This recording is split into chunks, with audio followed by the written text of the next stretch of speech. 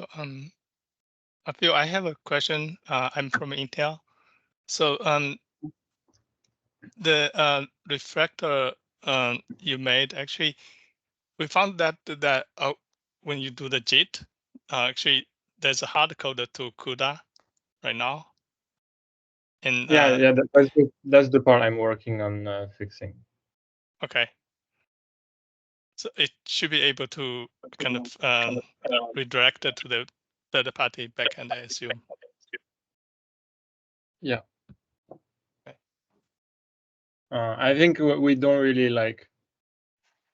Yeah, this is like for the next release timeline, and like we don't really plan to support CPUs yet. So we'll sort of like always assume that like the device that's running is like the torch current device. Yeah, so I think that's the current plan right now. Yeah, my understanding is torch is really like ready for heterogeneous computing. So like the current device that is actually current GPU device. And like there's no way I think to tell like whether you want to execute a heterogeneous kernel on the CPU or the GPU today, as far as I know. I mean, there could be ways, but like there's no good integrated ways of doing that. Yeah, so I think probably like yeah, this will just grab like the current target. So it will probably like iterate through all the targets to find like the actual backend that we want to use, and we're going to assume for now it's always going to be a GPU, either like AMD, Intel, or NVIDIA, whatever, and then it's just going to use this as the backend for the codegen.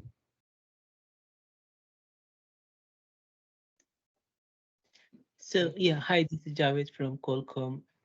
So we based like 2 days ago, and it wasn't working the front end part. So from like from Triton IR, it goes directly to trying to generate CUDA. And so what my question is really like, after you do the refactoring, and it's a in part of the refactoring to show and have an example for third party, like, will you be also doing it for AMD or Intel or whichever is upstream, so that others can follow the same template? Like for Qualcomm, we are not upstream yet. Yeah, so AMD will like the front end of AMD will be upstream, but the back end, like the actual optimization passes, will still be like out of tree. That's the plan. Yeah, so I think it should be pretty clear then, like using like AMD versus NVIDIA. It's not going to be hard coded anymore. Yeah, the reason for the refactor is things got like really ugly upstream. Like just with everybody contributing their patches, and I think it got to the point where like it wasn't really maintainable anymore. Yeah, so I sort of like rewrote everything from scratch, and I took the liberty to sort of like break a lot of things in the process, and now like I'm rebuilding the things I've broken. But yeah, I think the plan is also like to avoid like something similar happening again in the future. So we'll probably like be a little bit more strict about like PRs that are submitted and like don't do things well by like hard coding code path for like the target, or like so that's the goal we're trying to solve.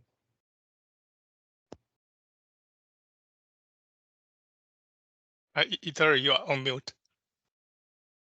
Yeah, just to introduce myself, my name is Ettore Tiotta. I work for Intel as well, and I'm working on Triton for quite a few months. And we have a way to hook up Triton that is slightly different from what the current Intel design. Our design, which is what is going to be strategic for Intel, is to follow very closely the design that AMD uses. So in that code, essentially, we have a lot of operators where, for NVIDIA, you guys generate inline assembly, and we want to specialize the code. And so in many places there are things like, okay, if the backend is the NVIDIA backend, or is this we basically want to write switch statement within an operator to be able to check a target architecture and then do things differently based on what is the target architecture. So to do that, we could do it as a complete different fork, which means duplication of code. And I wonder whether OpenAI or rather when we will be able to actually drop changes in your repository through pull request, so that not every vendor has to duplicate, the entire code through a fork. And in my opinion, these kind of codes are, I mean, the idea is to have, like, I don't know if you're open, Philip, to have a target architecture that the user can control through a command line option, and propagate that down to MLIR, and then say, okay, switch on the target architecture. If it's Intel, do something. If it's AMD, do something else. If it's by default, we have NVIDIA.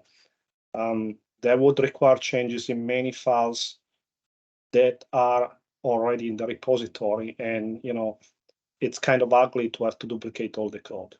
What's your opinion or timeline, if you have one, to accept proper community contribution into OpenAI Triton? Yeah, so I think the issue with that is it's going to add a maintenance burden for whoever maintains the upstream, and we have a lot of specialized codegen that might not be well abstracted by a single operation, and we sort of want to keep the freedom to hack things for NVIDIA at will, and if we had such a thing upstream, that would probably mean we'd break the third-party backends very often, because I disagree with that statement, because some of the code is essentially a bunch of switch statement. So most of the code is going, it's not going to break. In fact, we have a prototype where we can run AMD code, NVIDIA or Intel GPU without breaking either. Like a runtime, you just choose what is your target architecture, and all the core tests, all the Python tests pass, no problem. Yeah, I believe that for some cases that's true, but for the Tensor Core usage, for the async transfers, for the TMAs, I think there's a lot of places where we have very specific NVIDIA codegen. I think for reductions and for element-wise operations, it's pretty clear we could do that. Even NVIDIA has the Redux instruction that we specialize for, and they're going to have more in future hardware, I presume. I think the vector ISA is going to become more and more hardware specific, and I do worry about that. And another thing we're working on is clamping. So on Hopper, there's very specialized instructions you can use for fast clamping, and this will lead us to have pretty specialized codegen for NVIDIA there, with some pattern matching. And I'm pretty worried we'll just keep wrecking backends. On the other hand, I think one issue that Triton is having currently, and that we're trying to fix, is the whole Triton GPU layer having to be duplicated, and that's something I'm working on. I'm fixing for AMD, and I'm sure that would benefit Intel as well. Yes, I noticed that you guys must have the same issue with Hopper, because the code for Hopper is diverging from the code for Pascal or Volta. So you have the same issue internally in OpenAI, because you need to be able to specialize the code differently for different target architecture. And having a different GPU, which is either Intel or AMD, it's the same problem, because you need to already fix this problem for the different NVIDIA architectures. I think that's true, but the problem with Hopper, I believe, is way more fundamental, is that the entire programming model changed, not just details in our codegen. So what we're trying to figure out is how to abstract away very different programming model around asynchronous computations and so on. Also memory descriptors that don't exist in Ampere. And we haven't managed to solve it for Hopper yet. like having like purely like super generic codegen. And I think it's a pretty difficult problem if you wanted to solve it and keep like peak performance for Hopper with like as little code duplication as possible. That seems like pretty difficult to do on a short timeline. And I worry if we had more targets, then we'll add like more of these problems of like you have like subtle difference, and like as you start abstracting things away, you start like running into performance issues because you cannot specialize as easily as you want for some target architecture. That's my specific worry. I don't think that's necessarily true at the Triton GPU IR level, which is why I want to make it like generic, so that like at least like the forks don't have to fork the IR and can just be like a set of passes. So I think that that's the design plan at large for like the backend refactor, is to have third-party backends no longer like fork the entire Triton repo, but just be like a collection of passes that can maybe use like common utilities for Triton repo, and hopefully don't have to do any deep change to the Triton GPU layer.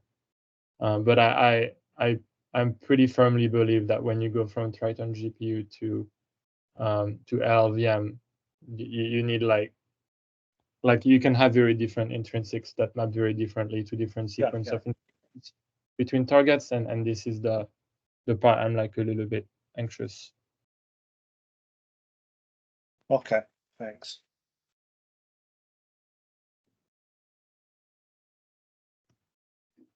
I have a further question. So, Phil, you mentioned that you're working on the AMD side.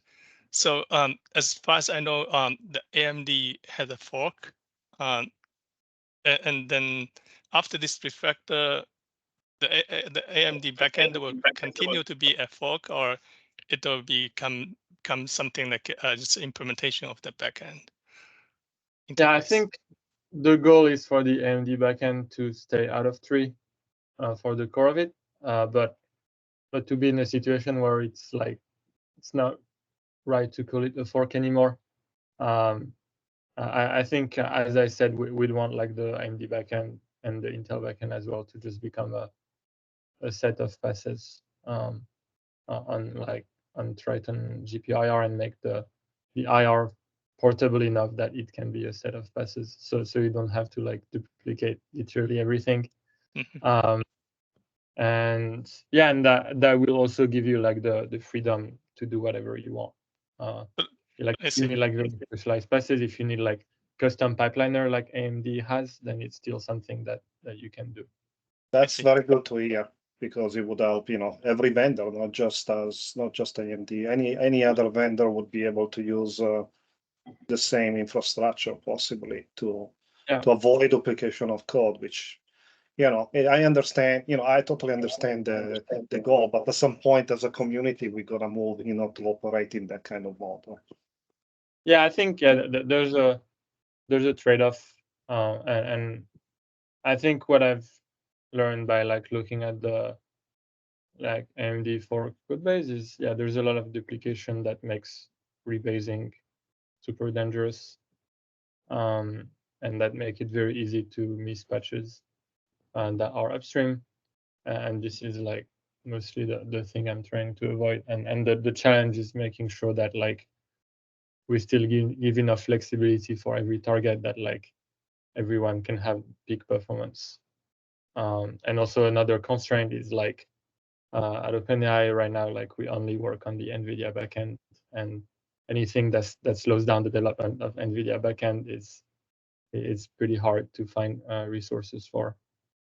So there's like this trade-off of like, we want like the community to grow. We want to reduce maintenance burden for third-party backend, but we also want to reduce maintenance burden for OpenAI. So currently this is like sort of, I think the initial backend was good because it allowed things to get started and get going. But yeah, now the next step is to try to make the backends thinner, so they can just be like a bunch of vendor specific classes. And if we, eventually, if everything is done for this new plugin and can be, pull requests can be put to change code for the different architecture. Your CI obviously is going to run regression test on NVIDIA GPUs. And what are the thoughts of the community to run, regression test on other type of architecture that would be like a model where, like the main backend currently is NVIDIA. So any pull request put by anybody needs to pass completely the test on only NVIDIA GPUs. It might break some other GPUs, depends from the code, but we are not going to run it as part of your own CI. You're going to probably delegate that to the rest of the community to ensure that their own implementation don't break us because somebody put up pull request. Yeah, so I think here, like, we'll want to make sure that we don't break the front end part with every pull request. So maybe like we'll make sure that like we can still run like a vector add on all backends on every pull request, like all supported backends. But at the same time, it goes back to the fact that like sometimes like there are issues in our internal OpenAI code base. We need to fix them like in an afternoon, and we might break other backends when that happens, and we don't really have any incentive to look at other backends today to fix the issues there. So I think, yeah, the way I'm thinking about it is we want to make sure that like our plugin interface doesn't break, so that like if there's actually a bug that happens, it means it's an actual bug in like the actual set of passes that run on different backends. And I think it also makes sense because like different backends need different unit testing in a sense. Like I think a lot of our unit tests we did, it's sort of specific to how we do NVIDIA CodeGen. Like we test for like specific layouts that we think might be problematic. And so I think there will have to be out of 3 backend specific tests anyway, for like lead test especially. But yeah, I think we want to run like very, very light tests so that at least third-party backends are not in the situation where it's like, oh, things break, but like it's like it's because the plugin interface changed or whatever.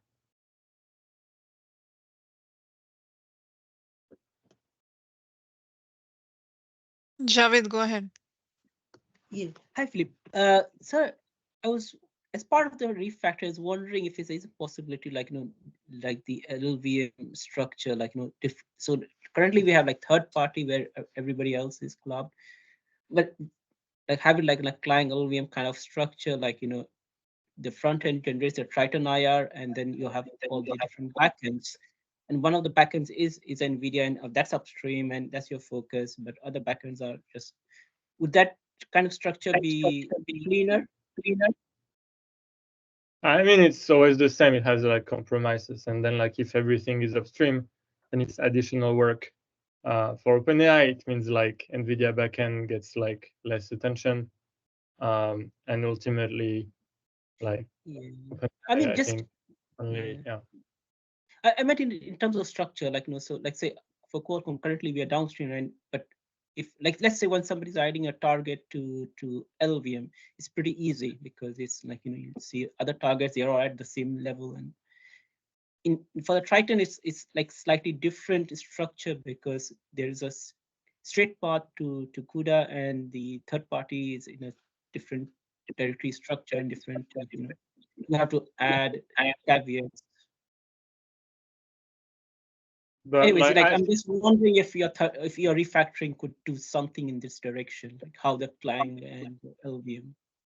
I think that's what it's doing, at least at the, like it implements NVIDIA as like using the same interface as other backends. So that's one of the things it's doing.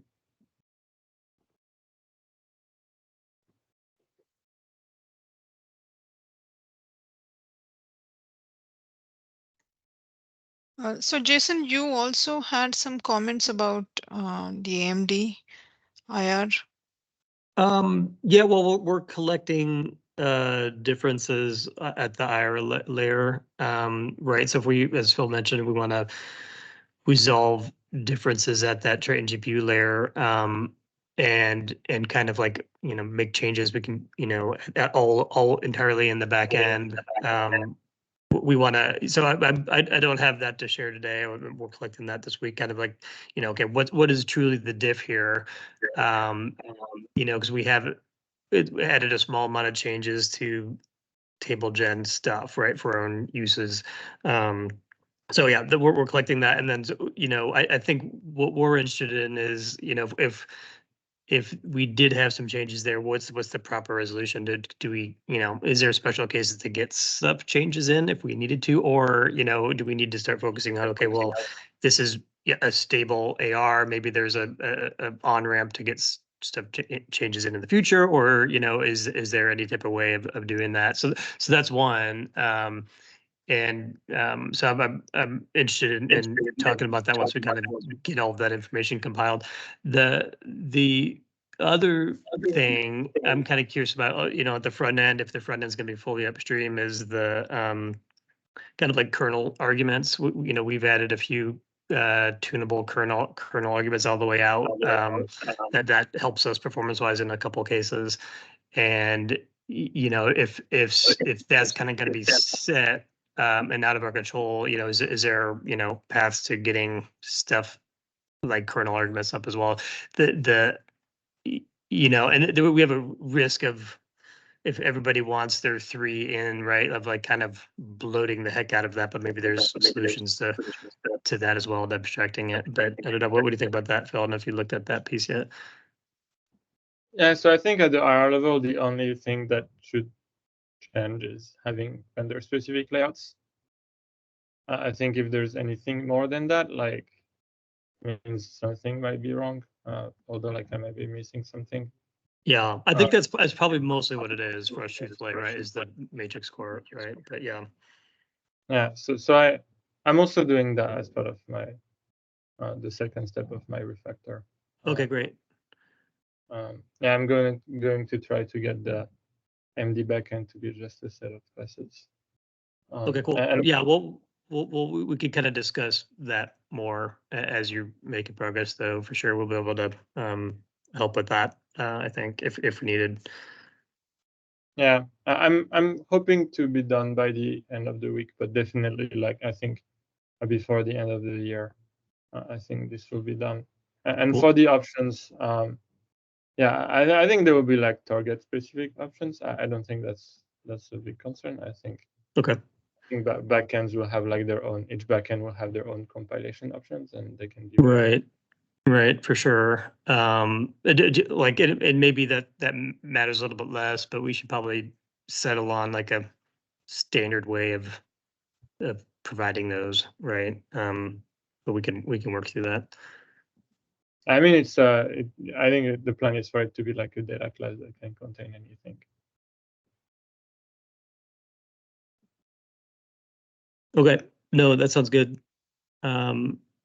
Yeah, I think you know, for everybody else's benefit, like we on the AMD backend, we had we kind of, it worked both ways. It worked as a back end, and it worked as a fork. It started as a fork right before we even had any of this third-party backend function. And a lot of our users use it as a fork, but we wanted a third-party backend, so we kind of end up maintaining both, which you know, we have some scripts and some automation to kind of do some of that, but it's definitely a maintenance burden. So you know, I think this is a good direction for us, you know, for AMD and for the community too, really. So like we can have like a little bit of consolidated effort towards the maintenance burden, and maybe it's still more on the vendors for their own backends, and then, you know, things will break, you know, but you know, we can work towards having a good community CI that at least you'll know when and what broke it, right? Instead of having to hunt down things like, you know, a little bit as it is now. So I think this might be an ongoing process, but I think this is a good direction in our view.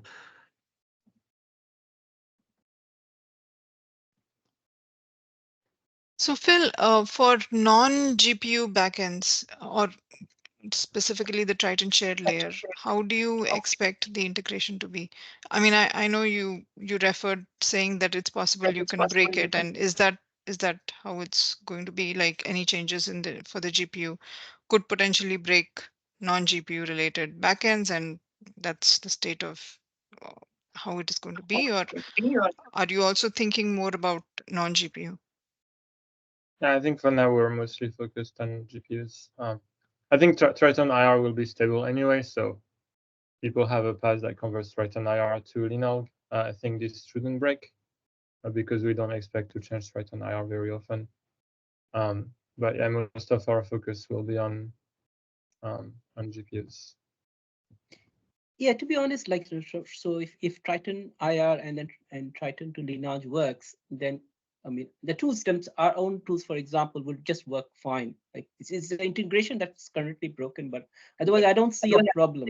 We can run separate tools ourselves. So like the Triton to Triton IR, we rely on OpenAI, and then from Triton IR to Lineage, we rely on the Microsoft.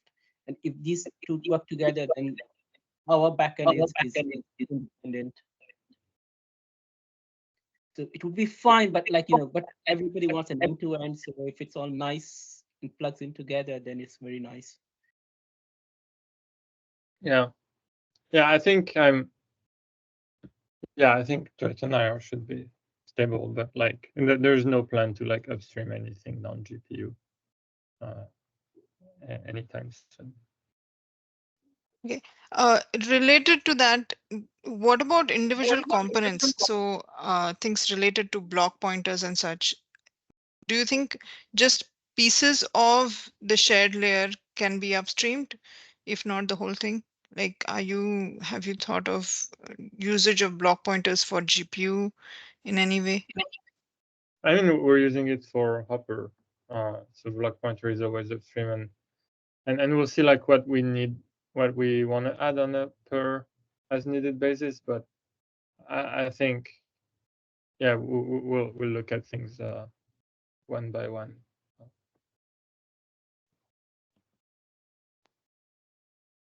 Okay. Was there any other comment or question?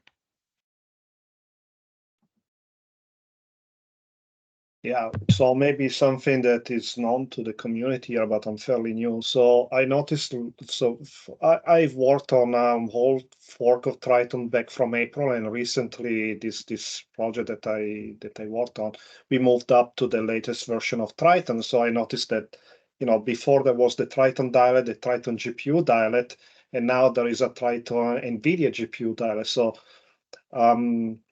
which means the Triton GPU dialect, if it did do some optimization that are too close or specific to the other, like transformation there should be mostly agnostic to the target architecture. And if there are transformations that are other specific, is the goal to push them down into, GPU specific dial like one for NVIDIA, one for AMD, and one for each vendor. Is that the direction? So we still support Ampere GPUs, which doesn't use any of the NVIDIA GPU direct, which were only there for like to accommodate new Hopper features. We have some vendor-specific modes in some passes, like in our pipeliner, for example, just because the Hopper pipelining works pretty differently due to the TMAs. But there should be options for like passes that make sure they don't generate any NVIDIA GPU instruction. If that's the concern, that shouldn't really affect third parties. But it's more than just the instruction. The heuristic or the actual optimization passes, if they work on the Triton GPU dialect, like passes written against the dialect, is the intention for that to be generic enough that any GPU will benefit from those transformations, and then therefore push anything that is specific to a particular architecture into a target specific dialect? I think that ideally that's how things should be. I think that will be pretty difficult to achieve for Hopper. I think we'll try to have many GPU transformations that are like vendor agnostic because they can be. I think for things like our software pipeliner, I think it will be like pretty different. Like and like ultimately, like I think it's pretty hard to decouple Hopper stuff from the Triton GPU dialect, and like if we created another dialect, it's not clear exactly what should be in it. Yeah, right now the vendor specific things are the Matmul, like the MMA related, but it's going to get bigger and bigger as different vendors support asynchrony differently. Like even between Ampere and Hopper, like the way work groups are synchronized, or like even threads are synchronized, is pretty different. So I think we'll always try to be modular when we think it makes sense, but I think we're also concerned about like over engineering and having like too many dialects that in theory, you know, separate concerns really well, but in practice Sure. have like I mean, the risk is that Triton GPU dialect, that your vendor specific dialect may actually become as big as the Triton GPU dialect, because you can really disassociate the transformation. You cannot find any transformation that are generic enough to benefit every single target architecture. And then, Yeah, you know, I think that's fair. Although I think my initial look at the AMD backend and the AMD passes suggests that like a whole lot of Triton GPU transformations can be reused. And sometimes what you need is like different heuristics for like rematerialization, because like in terms of like live ranges and like amount of shared memory, architectures are different. So like you might want to start to shared memory differently to save registers on different hardware. But I think as much as possible, we want these parts to be generic. Yeah, I think there's going to be like a whole lot of code reuse for third-party backend. the point, you may have the same transformation, like, but then you can parameterize the heuristic to that transformation, so that, you know, each vendor can then override their own heuristic, but not essentially the mechanics of the past, which is something in MLIR, you know, like even some transformation, you need to just provide your own heuristic, and that's the way to deal with that. Yeah, I think we could do that. I think GPUs also like are generally similar enough to each other that like there's like fundamental heuristic parameters that might work. Like for example, for like you might decide to save registers or save shared memory, depending on what you compile for.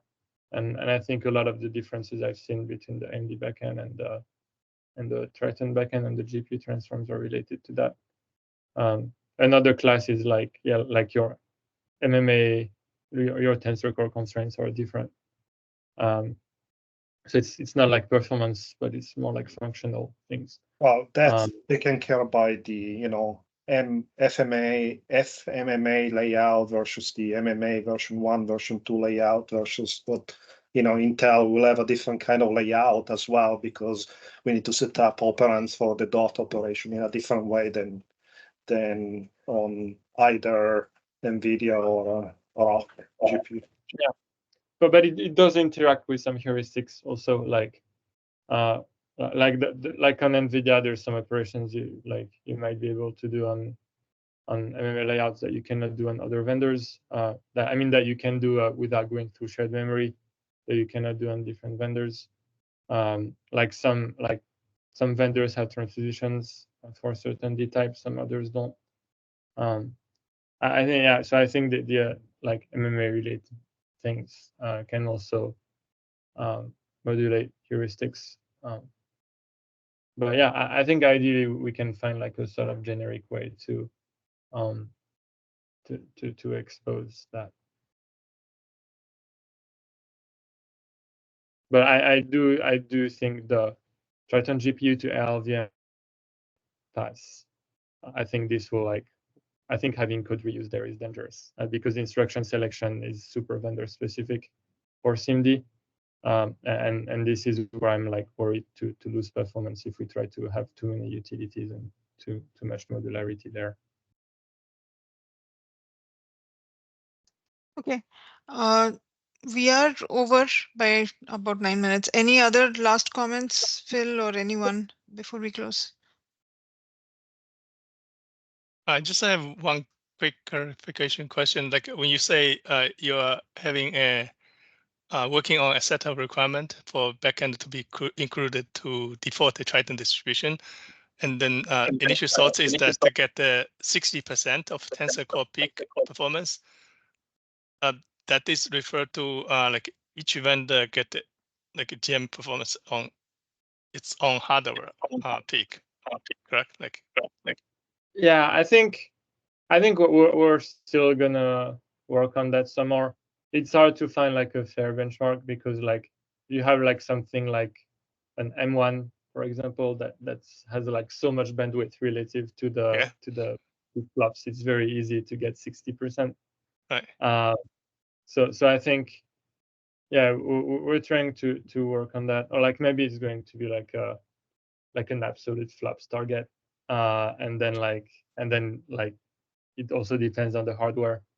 I think we're still like looking options on the table, but what I think is important is like performance-wise, that still opens the door to other backends, because I think like the AMD backend probably like meets the bar I have in mind for including it in the 3.0 release performance-wise. So definitely, I think that there's a path to being included by default in Triton. That doesn't mean like upstreaming the out of tree passes, but that means that when you do pip install Triton, you get like you get like other backends that we're like happy to ship. Yeah, so I think we're gonna work more on sets of requirement for that, but just I guess to say that there's a path for backends to be included by default in Triton if let's say both the hardware and the software make sense for Triton. Awesome. Yeah, we are actually actively working on towards this. Look forward to see the requirements. Cool. Okay. Yeah. Thanks everyone for joining, and happy holidays to everyone. Yeah. Bye. Yeah, bye. Hi, everybody. Thanks, Boa. Thanks, Phil.